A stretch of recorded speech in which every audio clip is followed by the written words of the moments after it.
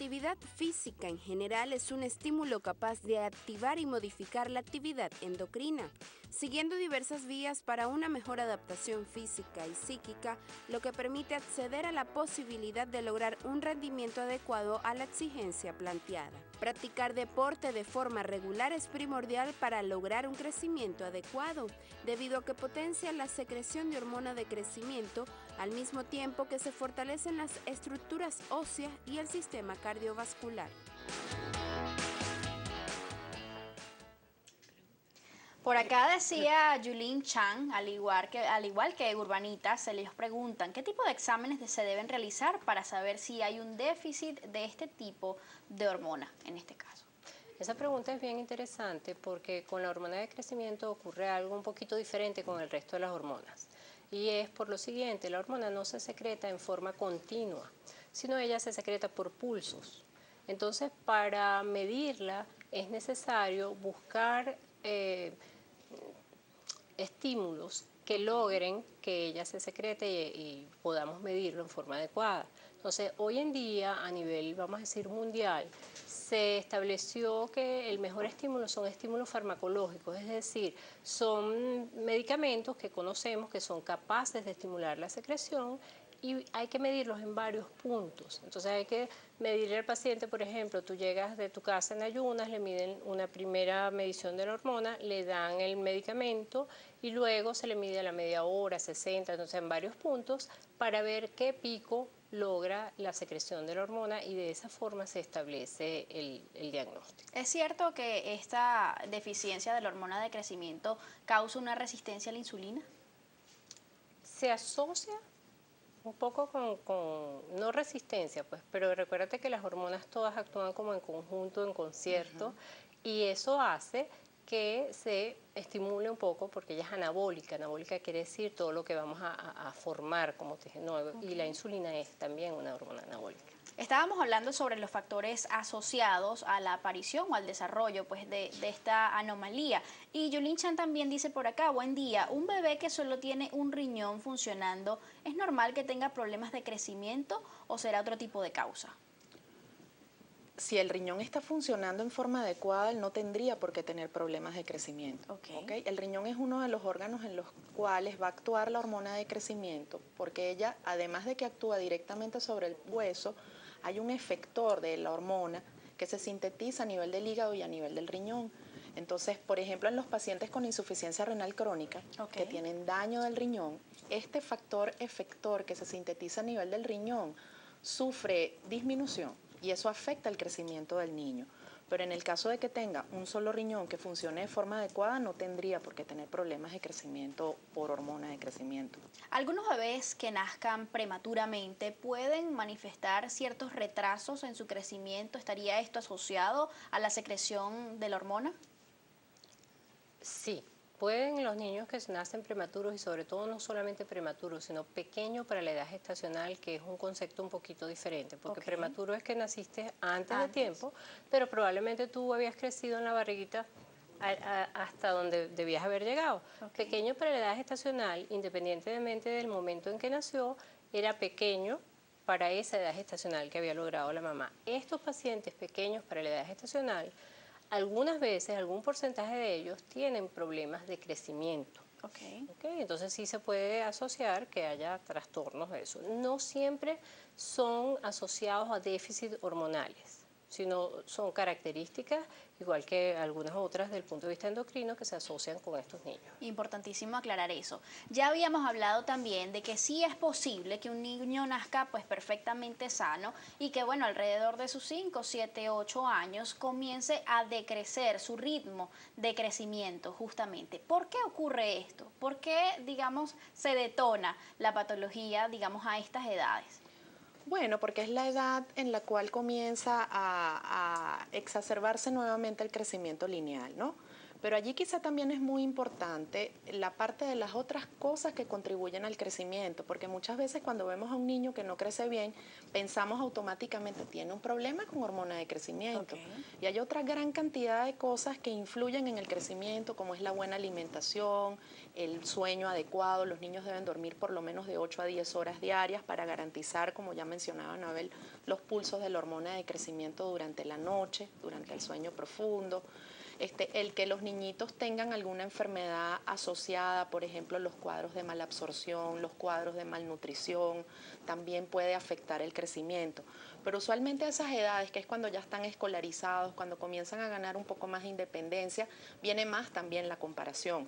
Están en el salón, soy el más bajito, mamá, ¿por qué no crezco? Las mismas mamás comienzan a notar, pero mi niñito, ¿por qué es el más pequeño del salón? ¿Okay? Entonces yo pienso que no es que se detone allí la patología, sino que es como que se hace más notorio porque como que comienzas a comparar también. Ahora, pero ¿es el déficit de la hormona del crecimiento la principal causa por la cual llegan niños con talla baja a la consulta? No. Pues no. ¿Cuáles serían? Hay muchísimas, o sea, hay que recordar que no podemos olvidar el factor genético, ¿ok? Ahí eso yo le daría quizás un peso grueso. 60%. O a lo mejor más, no Sí. ¿okay? Pero es eso, hay que ver cómo se alimenta ese niñito, qué patrón de vida pues básicamente lleva. ¿Hay asociado alguna otra patología? Es decir, este niñito es un niñito que sufre de trastornos digestivos, es un niñito que ha tenido trastornos renales, es un niñito que se ha hospitalizado múltiples veces por infecciones respiratorias, o sea, hay otras, cada una de las especialidades, por decirlo de cierta manera, médicas, tiene un listado de enfermedades que pueden causar que un niño no crezca bien. ¿Okay? Lo que pasa es que, claro, nosotros somos los especialistas en crecimiento, hormona de crecimiento, y generalmente los padres pues acuden a nuestra consulta para buscar la razón por la cual no están creciendo en la forma que se considera adecuada. No me canso de decir que lo más importante es el control pediátrico, que el pediatra debe llevar la curva de crecimiento del paciente porque es quien lo conoce, vamos a decir, desde su nacimiento la mayor parte de las veces. Si tú llegas a la consulta con un niño de 8 años y ese niñito, a lo que nosotros lo graficamos, está en el percentil 10, que quiere decir como que el 10% de la población mide eso o menos, es decir, soy normal pero bajito, yo no sé si él siempre estuvo allí o si él venía siendo más grande y se ha ido cayendo, o si él siempre ha crecido ahí. Y eso hace una diferencia para nosotros poder catalogar a los pacientes adecuadamente, pues, para poderlos estudiar. Es decir, que es indispensable la asistencia periódica a la consulta con el pediatra y, bueno, muchísimo mejor si es el mismo pediatra, ¿no?, con el que vamos a lo largo de toda la infancia. O por lo menos tener el control, ¿sabes? De cuando van esas tarjeticas que dan para saber las vacunas que tienen. Que muchas veces se pierden esas tarjetas. Sí, señor, pero son importantes. Vienen asociados generalmente cuánto pesó, cuánto midió y qué vacunas le pusieron. Eso, señoras mamás, consérvenlo. Es importante. Es importantísimo, porque puede entonces darse el caso de que el niño a los 8 años pues ya venga desde los últimos 2 años con un decrecimiento, digamos, en lo que debería ser su talla normal. Claro, y permite al endocrinólogo hacer la curva de crecimiento desde que está chiquitito, porque si tú llevas ese cartoncito con todas las tallas anotadas a la consulta, uno puede construir esa curva de crecimiento y ver, como ya lo comentaba Anabel, si el paciente cambió de canal de crecimiento, si viene disminuyendo, porque si no, te ves en la obligación como de retrasar un poco los estudios para verificar tú mismo cómo viene creciendo o cómo va a crecer ese niñito. Entonces te toca vigilarlo en 4 o 6 meses para volverlo a medir, para ver cómo es esa velocidad de crecimiento, a ver si realmente se justifica el realizar estudios más especializados orientados a buscar un déficit de hormona de crecimiento. Entonces, por eso es que es tan importante el seguimiento por el pediatra. 1, porque vigila el crecimiento y 2, porque puede hacer el diagnóstico oportuno de otras causas que puedan estar afectando el crecimiento de ese niño. También quedó claro ya que la hormona de crecimiento es necesaria a lo largo de toda la vida, pero es normal que la hipófisis, digamos, produzca cantidades decrecientes de la hormona a lo largo pues, de nuestra existencia. Sí, Eso es lo que se espera porque, bueno, ella, vamos a decirlo de esta manera, durante la infancia se encarga del crecimiento lineal de los huesos. Cuando ese crecimiento ya se completa, una vez que culminada también la pubertad, pues ya la hormona de crecimiento queda como para otras funciones, vamos a llamarlas funciones metabólicas. Y pues se necesita menos, la naturaleza es sabia y produce menos. Es decir, que culminada nuestra etapa de pubertad es cuando comienza la disminución de esa secreción. A partir de ese momento va a ir progresivamente disminuyendo y luego pues ya queda, de hecho, los criterios para el diagnóstico de déficit de hormonas son completamente diferentes en niños que en adultos. Los puntos de corte son diferentes, los estímulos que se utilizan son diferentes. En el caso de niños, ¿cuáles son los estímulos que se utilizan para el diagnóstico? Básicamente como farmacológicos utilizamos medicamentos tales como clonidina, L-Dopa, arginina, glucagón, o sea, varios estímulos que ya se conoce que son capaces de lograr producción de picos de hormonas. ¿Y en el caso de los adultos, a través de qué mecanismos pudiera diagnosticarse? Mira, no es nuestra experticia, pero igualmente hacen pruebas de estimulación farmacológica, utilizan la hipoglicemia insulínica, otros utilizan arginina.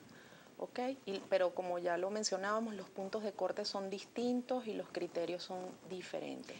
Dijimos que en los niños, digamos que las principales consecuencias que tiene esta deficiencia en la hormona del crecimiento es justamente lo que tiene que ver con el crecimiento longitudinal, ¿no? El niño que queda con esta talla baja, que no crece al mismo ritmo que sus compañeros de clase, por ejemplo.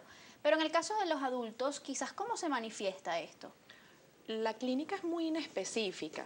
O sea, cuando ya tú has completado el crecimiento lineal, por ejemplo, de un niñito que haya nacido con un defecto de la glándula hipofisiaria, que haya sido sometido a cirugía, algún tratamiento que haya afectado anatómicamente la zona, pues usualmente ese paciente continúa con hormona de crecimiento a lo largo de la vida en la adultez con dosis mínimas. Como ya mencionábamos, pues fisiológicamente esas concentraciones de hormona de crecimiento disminuyen y asimismo disminuye la cantidad de hormona de crecimiento que se debe colocar el adulto que queda deficiente. Pero discúlpame que me perdí en la pregunta. Estábamos conversando sobre, digamos, las principales consecuencias que puede tener esto en los adultos. Claro. En el adulto, pues básicamente lo que describen es la falta de vigor, puede haber alguna elevación del colesterol, de los triglicéridos, sobre todo en la parte metabólica, pero en general la clínica es muy inespecífica. O sea, no vas a conseguir una sintomatología clara de lo que es el déficit de hormona de crecimiento en el adulto. En todo caso, ¿cuáles serían los síntomas, digamos, de alerta o de alarma en niños? ¿Qué le puede indicar a un padre que su hijo pudiera estar presentando alguna deficiencia o de crecimiento en la producción de la hormona de crecimiento? Pues en la infancia es más sencillo, porque es el crecimiento, si lo ven que está creciendo en una forma inadecuada, que le llama la atención, pues hay que consultar. Yo siempre pienso que uno debe oír a los padres. Porque muchas veces estos padres vienen diciéndome que lo han dicho muchas veces, pero que como están dentro de la curva, le dicen, bueno, pero ¿qué quiere usted? Eso está bien, está normal. Y resulta que, bueno, que hay datos tan importantes y sencillos como las tallas de los uniformes, los zapatos. O sea, pasa el año escolar y llega la mamá y me dice, doctora, es que es el mismo uniforme, yo no tuve ni que subirle ni que bajarle el ruedo. Esos son datos llamativos. Oye, en el transcurso de un año, un niño que no cambia la talla llama la atención. ¿Hay características físicas que también puedan dar indicios de que un niño tiene déficit de esta hormona? Sí, cómo no. O sea, está descrito clásicamente las facies de querubín. Parecen unos niñitos pequeñitos, todos como porcelanas de Lladró. Tienen la frente amplia, bombada, el puente nasal aplanado, aquí esta parte así como hundida, y tienden a tener grasa abdominal. Son como gorditos, pero solo en el área del abdomen. Son rechonchitos, pero además son armónicos, son bonitos. Tú no notas que haya disarmonía, los miembros y todo el cuerpo es armónico. Es como una porcelana muy linda, pero chiquitita.